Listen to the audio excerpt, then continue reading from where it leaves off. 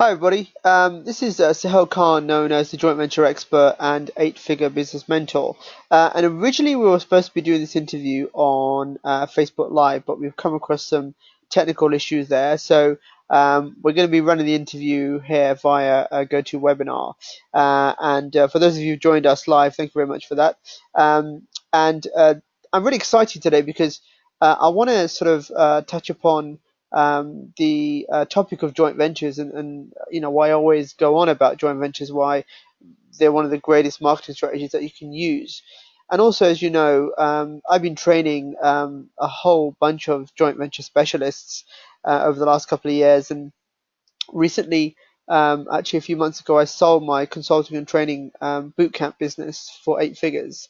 Um, but I still manage a team of certified joint venture specialists, and some of them are doing some crazy stuff. And this is basically a case study interview with my good friend Markell, who's also a certified joint venture specialist. He actually attended one of my last boot camps not too long ago, and he contacted me out of the blue and said, "Look, I've been going through your programs. I've done your program, and it's really helped me a lot. I've actually closed a $3 million deal." So I was like, "Wow, tell me more about this deal."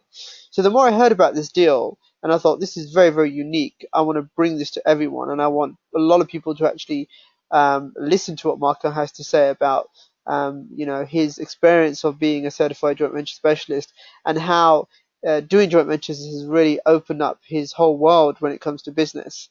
And I'm sure you're going to find this interview fascinating. And what I'd like to do right now is to just bring on Markell. Hi, Markell. Hey, Sohail, how's it going? I'm good, buddy. How are you? I'm doing well, doing well. Sorry for the technical difficulties, but we make do with what we got. Yeah, exactly. So, I was just giving a slight intro to yourself and letting people know exactly what you've been doing and what you've been up to. But if you'd like to, in your own words, give us a bit of a background to yourself and, tell us why you got into the world of joint ventures, joint venture brokering, and joint venture consulting. Sure, no problem. So I guess I'll start sort of coming out of college, which is I guess back in the late '90s. I had a chance to go up and play football in Canada with the Toronto Argonauts for a little bit, and then I was cut and decided to come back to Boston, Massachusetts, here in the U.S. And didn't really know what I was going to do, but I knew that I was good with people, and I knew that I wanted to make some money.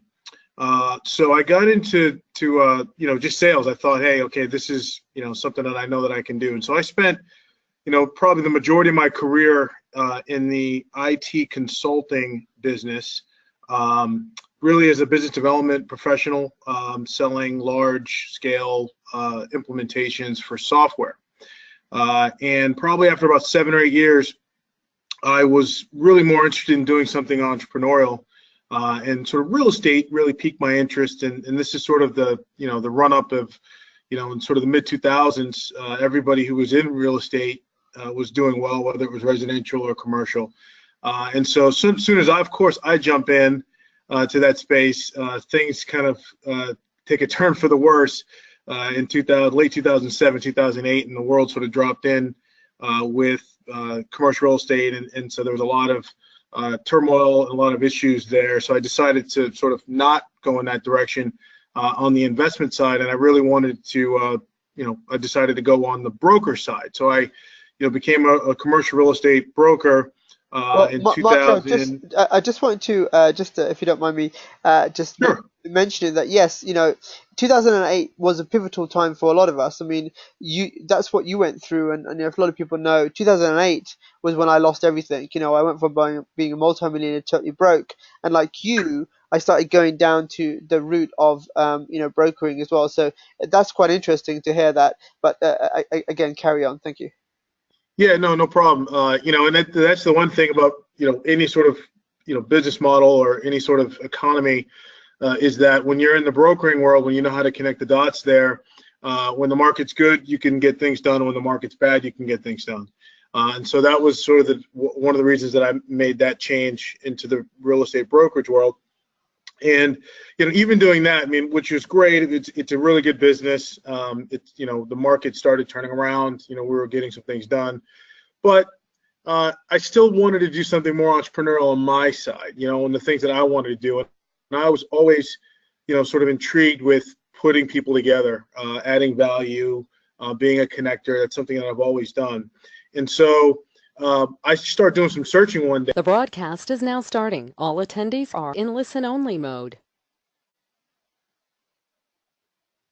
Can you hear me? Yeah, go. Yeah, it's okay. Okay. So I decided, I guess I got in commercial real estate in 2014. Was doing brokering, was doing deals. I was a leasing agent for one of the larger companies globally, and so it was a good place to be. But again, it just wasn't sort of meeting the need that I had personally, and so I wanted to figure out a way to sort of do my own deals and sort of reap more of the benefits in those deals. And so I started doing a search one day, and I did a search on joint ventures, and I saw a lot of stuff online about online joint ventures, and then I saw a recording that you did, an interview similar to this one with another gentleman. I think he was out of Europe, might have been out of Ireland, if I'm not Yes, mistaken. correct. Yeah, yes. And so I listened to that, and I was probably about maybe 11 at night, midnight here, and I started listening to that. And I just was blown away. And then I started searching almost everything you've ever done. So, all the webinars, there's lots of really, really good content. And I'm like, who does this? Nobody has this much content out here for free that I'm just absorbing. So I just start taking notes on everything. And, the one thing I will tell you, Sohail, is that I tend to, at least in the past, I tend to overcomplicate some things. So I'm looking at it and I'm thinking all these crazy thoughts and all these exciting opportunities that are out there. And then it almost became a little too much. It's like, hey, I'm going to start doing this one, and I'm going to turn over. I'm going to do more real estate joint ventures. Yeah. I'm going to turn around and do something else.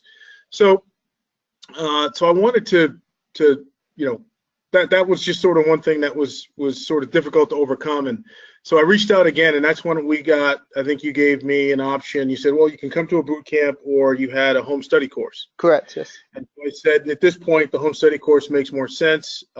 So you shipped that off to me. I devoured that, and then said, okay, let's just really, really try to keep it simple. Can I connect that buyer to a seller, right? Can I solve somebody's problem?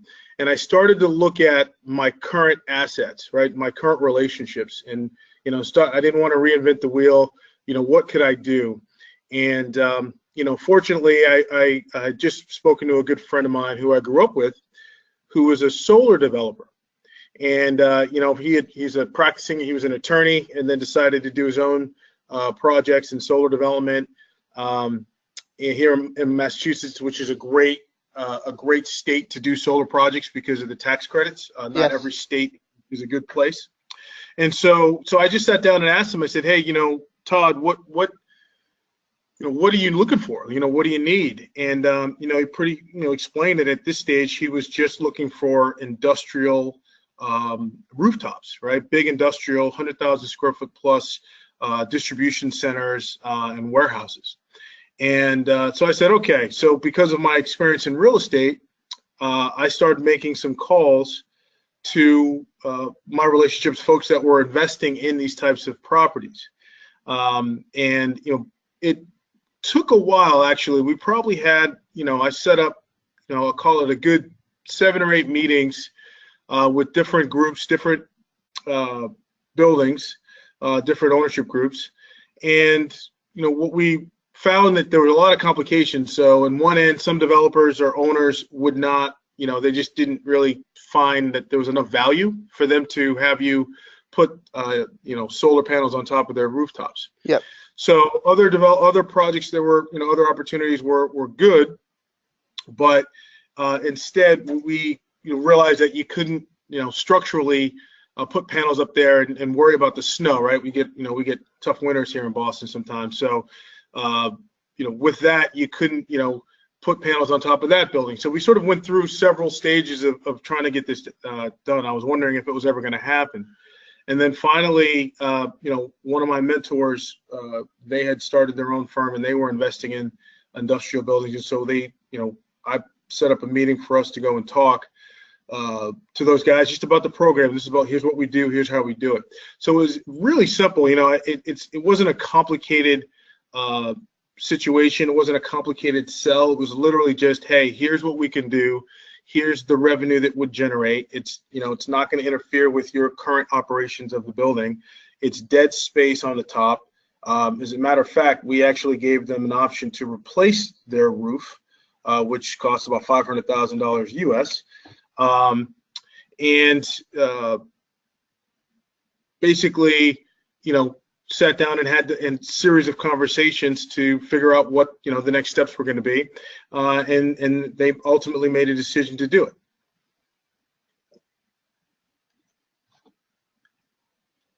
And then where did it progress from there?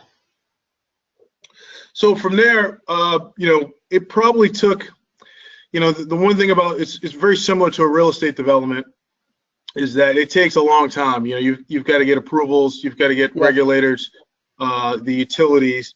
And so, from there, we started to look at the building. We put together a very simple term sheet that spelled out, the roof replacement. It spelled out what the revenue generated. We would basically be paying a lease to the ownership group to lease the top of their building. And for them, it was a win because they were going to get a cash bonus, a new roof, and they were also going to get that lease payment for the next 20 years. And so that was going to increase their net operating income and make their property more valuable. So it was really sort of a win-win. We brought the engineers in, we did all the work, we got all the approvals, we got funding from a bank for the construction loan. That process took, probably a good 3 months of construction. And then, really what made, we made one big mistake with this whole thing. And I'll tell you that, one of the things we wanted to do is we had come in contact with the CEO of a bank, a federally regulated bank, who was very aggressive and very entrepreneurial, and they wanted to invest into the tax credits as well as provide the construction loan. And for us, that made sense. It was a pretty good idea. The biggest issue that came of that was it needed to have approval from the FDIC as it was federally regulated. And so that process, not only for the first time to get approval, but every project, every opportunity that you did that for needed to have approval, and you just never knew how long it was going to take. So we probably, we finished construction in October of last year, but we didn't actually turn on the project until I believe it was May of 2017. And so we were sitting on this, not able to turn it on for a good 6 months or so, which sort of, that wasn't fun. But, we decided to not move forward with the bank. We decided to instead, we had interest in somebody who was interested in buying the project. And so we looked at another company called Altus Solar. And so they were looking, their business model was buying solar development projects across the country. And so they put a term sheet together for us, and we ended up selling the project. Instead of holding it, we sold it for $3 million. That's what the final sales price was. My cut of that, just to sort of spell out how I put the deal together on my end, with my partner Todd, if the project was 2 megawatts and up, which is a pretty large project, it's probably about 200,000 square feet rooftop, then I would get a 15% cut of the equity. If it was below 2 megawatts, I would get a 10% cut of the equity. Very simple, very standard, really one-page agreement that was drafted and executed.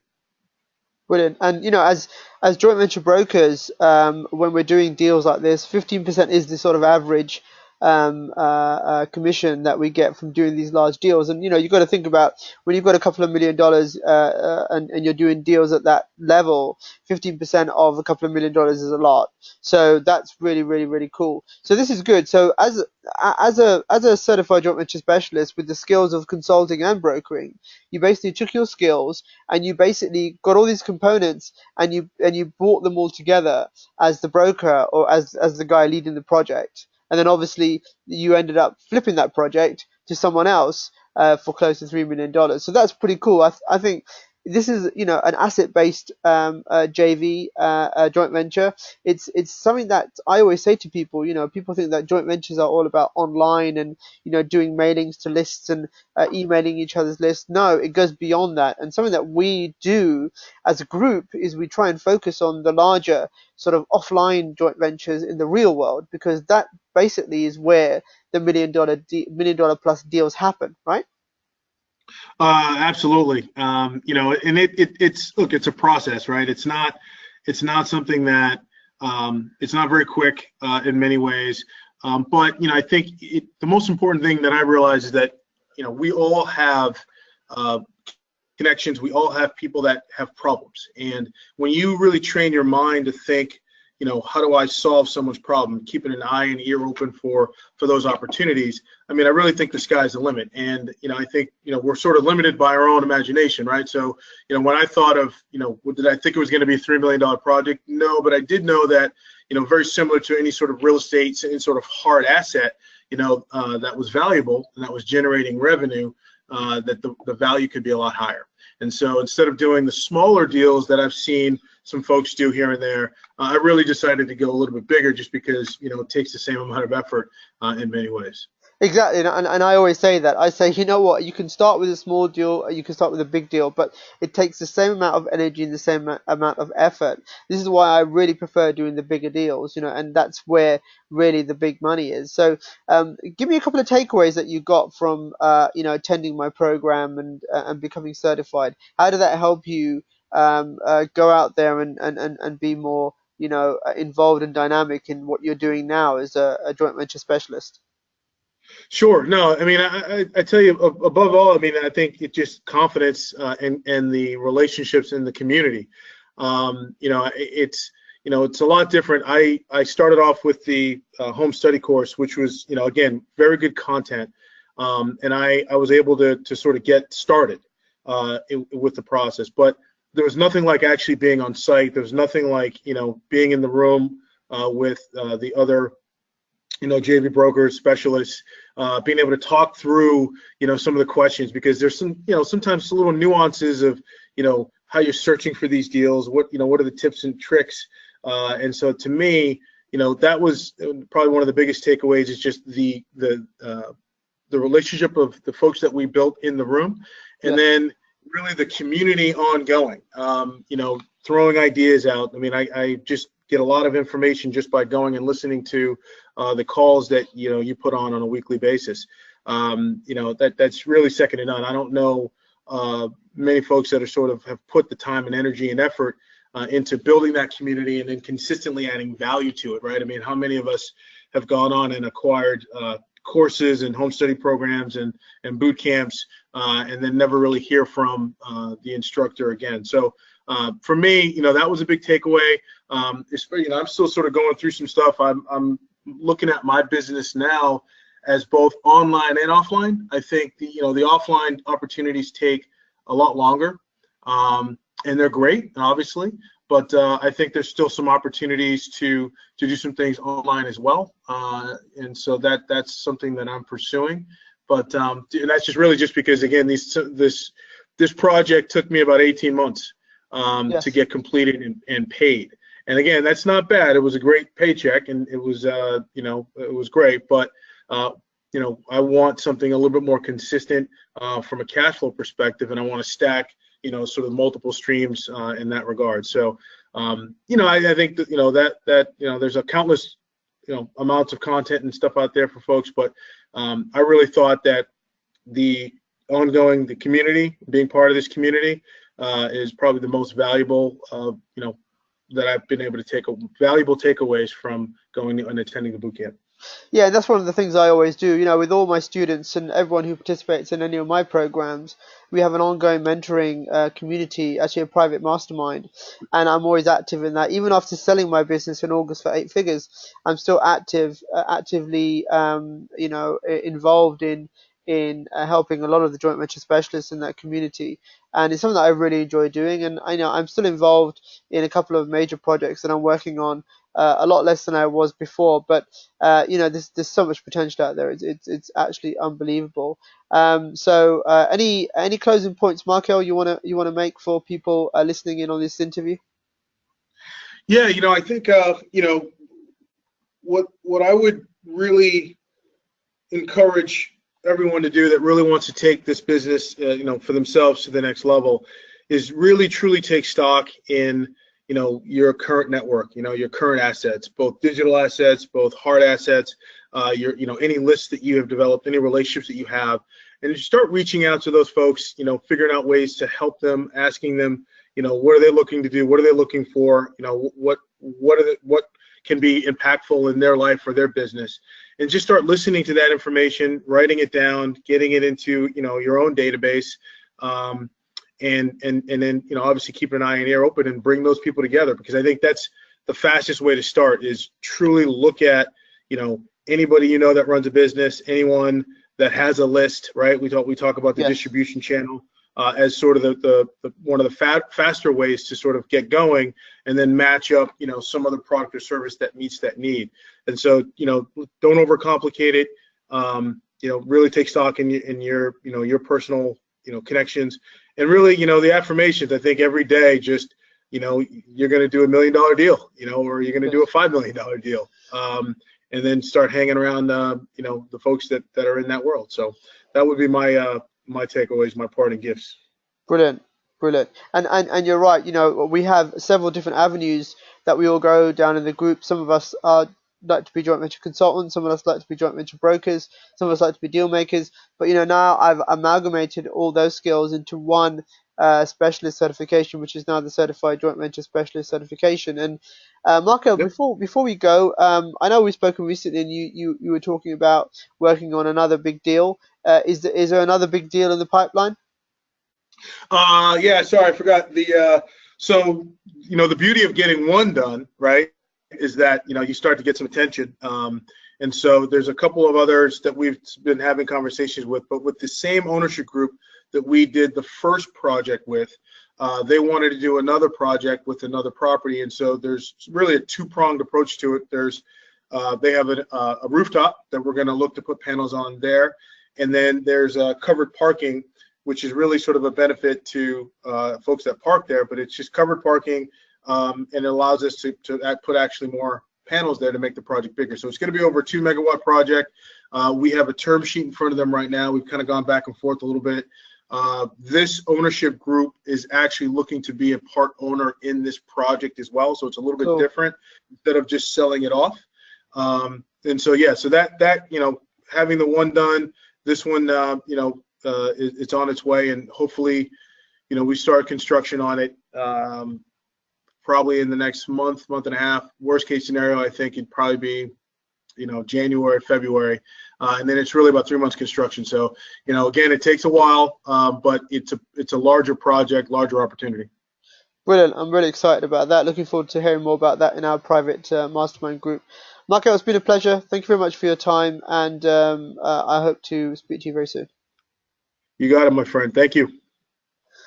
So, guys, as you heard there, Markell, one of my top joint venture specialists right now, doing some really, really cool stuff. The thing I like about Markell is he's really focused, and he studies a lot. And last time we met, he had this amazing encyclopedia on power brokering, and we had a great conversation about doing deals and how deals work, and it's just an amazing industry to be in. So if any of you guys are interested in pursuing in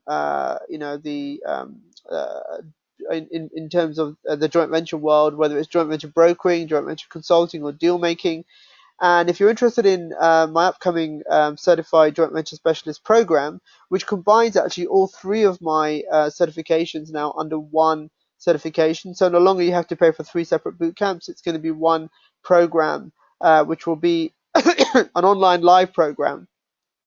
There is a link under the video. If you click on that link, that will take you straight to a form where you can put more details in, and I'll be happy to get on a call and give you more information about the program. And actually, from that link, you can also have a look at more details about the program. So if you're interested in becoming a certified joint venture specialist, make sure you click the link below the video.